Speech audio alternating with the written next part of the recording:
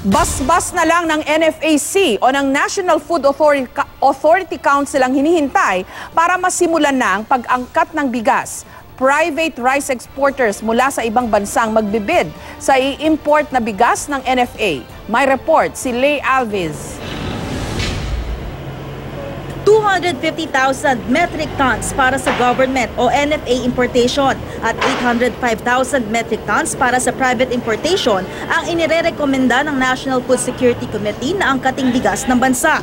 Basbas na lang ng National Food Authority Council ang hinihintay para gumulong ng importasyon.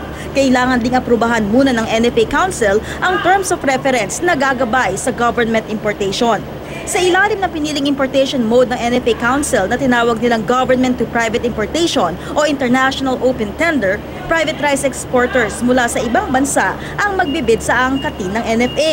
Kaya nga sinabing open tender, kahit na sino ay pwedeng magbid from other countries. Mas marami magbibid at sana ay mas maganda ang aming presyo na makuha.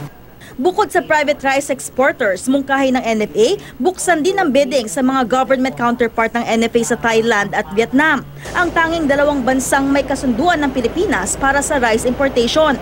Kapag aprobado na ng NFA Council ang terms of reference, ilalathala na sa dyaryo ang bidding announcement. Kailangan ding tumalima ang bidding sa RA 9184 o ang Government Procurement Reform Act. 28 days ang proseso, pera pang shipping, kaya ang bagong tansya ng NFA sa unang bahagi na ng Hulyo darating ang aangkating bigas.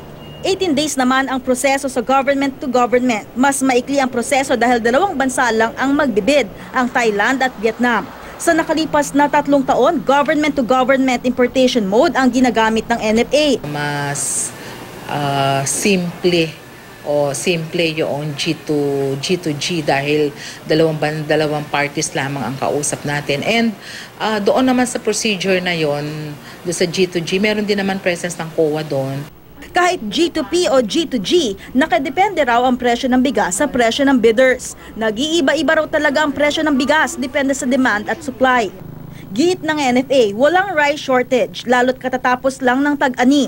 At sa oras daw na may matunugan silang manipulation ng presyo at supply, kung may mga senyalis na may mga hoarding at hindi na reasonable ang pagtataas ng presyo ng commercial rice, it is our mandate na magbisita sa lahat ng mga warehouses para ma-check kung talagang ang mga traders ay meron pa talagang mga stocks.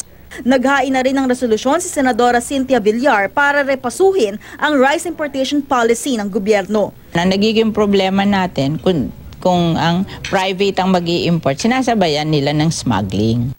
Lay Alves, GMA News.